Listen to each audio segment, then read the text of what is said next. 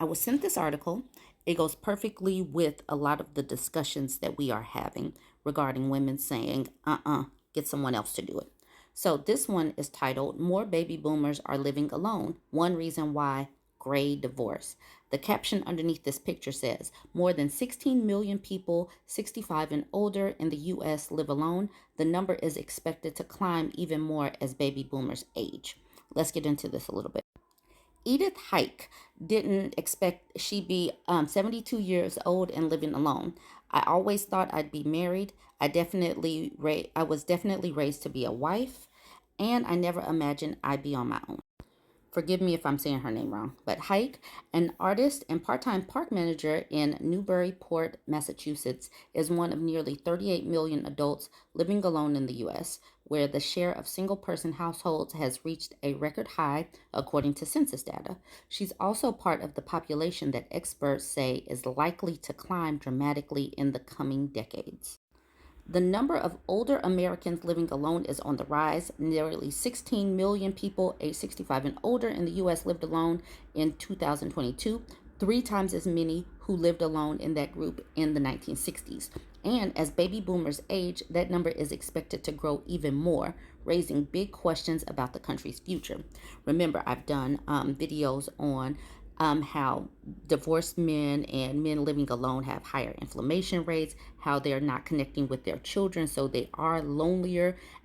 There's all these articles about the crisis of manhood, and it's only going to get worse because if older women start opting out and older women start sharing their stories, then that releases some of the societal pressures that marriage is the only way.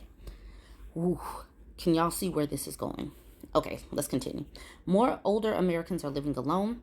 The number of people living alone has increased significantly since 1970s, especially for those 35 years and older. Nearly 16 million people ages 35 to 64, and those 65 and older live by themselves in 2022. So these are the numbers and the age ranges of the people that live alone.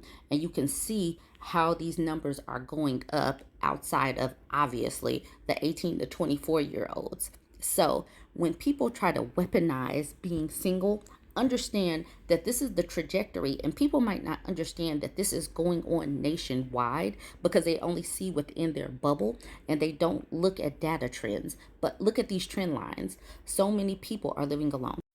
There are many reasons behind this shift in our society, including the economic gains of women made when they entered the workforce and changing attitudes towards marriage. One factor fueling the rising number of seniors in solo households caught experts by surprise. When they first stumbled upon this trend, a rise in divorce rates among adults 50 and over. We're just floored by our findings. I'm not. Have you guys been watching what's going on? It's been about a decade since Brown's research popularized the term gray divorce to describe this phenomenon, something that used to be a rarity, but now has become much more common. Well over a third of people who are getting divorced now are over the age of 50. We can't just ignore that group anymore. Okay, so why is this happening? This is crazy. The surprising split of Al and Tipper Gore, who in 2010 announced their plans to divorce after 40 years of marriage, prompted Brown and a colleague to dig into the data and ask the question, how common is this? So the Great Divorce Revolution started happening, and it's not just for celebrities, it's for everyday people. Bill and Melinda Gates announced they were getting a divorce after 27 years. Prime Minister Justin Trudeau and his wife are separating. He's over the age of 51. So this is happening. And like you said, it's not just celebrities, it's not just people in the public eye, it's regular folks. Okay, so obviously we have talked about history and feminism, and when women got the right to go to work, control our own body, control our own finances, women were not stuck in relationships that they just didn't want to be in. Women didn't necessarily need a man for survival. And so what happened after no fault divorces, women were just like, peace, I'm out. And so there was a significant jump in divorce. The people of right now, the women of right now, can pick and choose who we want to pair up with. If we want to stay with a person you can do it for survival, but many of us are choosing to stay with people if we want to, and it's a choice. And so what you're seeing right now is that some of these people who were socialized into have to have a man, they're like, I'm over this. That is really what's happening. You can see the steady increase of over 65. Like it didn't even drop down like the 50, like the light purple and the yellow lines. The dark purple lines have just been steadily increasing since 1990. So that should tell you something about where Americans are in society and societal norms. They are changing. This means more and more people are going to be aging, probably alone and outside of marriage. Okay, so this person named Susan Meyer says Susan Meyer knows to some people it may sound illogical to end marriages later in life, especially when death could be looming. We're always getting older, but that does not mean that your life has to stop. If you have come to an obstacle and you want circumstances to change, I think people are saying, I think that I'm going to make that change.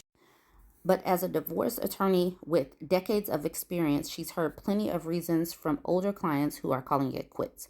I had one client tell me, I do not want to die next to that man. I'm out. Understand where people are. Understand that we are not in a time frame where society is pushing us to just remain unhappy. That level of tolerable unhappiness, we're talking about it, and people are opting out of it. And many content creators have said that the pandemic was a breaking point.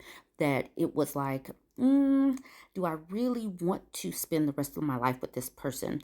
Because a lot of people had to be in the home. There was no escape valve. And you could see that seeping out, that it was just like, no, a hard no, hard pass. This is over. Okay, so Brown continues. They're cutting their nest egg in half. Our survey data allows us to follow people for a decade or more. We're not seeing any evidence of significant recovery. This is staying like this. Okay, I'm going to just do a little bit more and then, I'm going to stop this because this is a long article. Some people who go through gray divorce remarry, and some move in with new romantic partners or other family members. In the first couple of years after a gray divorce, Brown says about 50% of people end up living alone.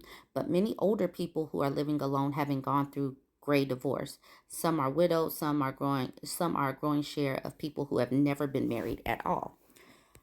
This is the reason why I think a lot of these dudes are failing and flailing, because women have been the ones that have been carrying the household and doing the things like cooking, cleaning, doctor's appointments, all of that stuff. And so now that women are saying no, it's making them do this. They are going down and they're going to have to create a new normal. But ladies, it is not up to you to be their cleanup crew. It's not. And I'm talking to the women who are like daughters, granddaughters, all of that. It is not your job to be the cleanup crew.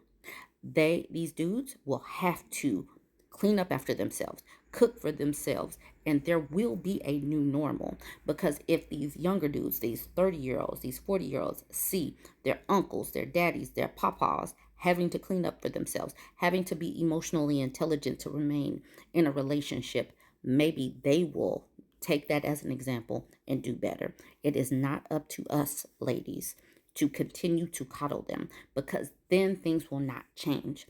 Allow these dudes to pick up their own households and swim. Yeah, I know that probably didn't make any sense, but still. And a reminder, my book, Ashy Men Will Make You Fat, a petty self-help guide, is available at bourbonbougieshop.com. The books will be starting to get shipped this week. Go ahead, jump on bourbonbougieshop.com. We will be sending this out because, ladies, we are shifting into a new normal. No matter the age range, we're shifting to a new normal. Grab that book. Y'all, jump in the comments, tell me what you think, like, comment, share.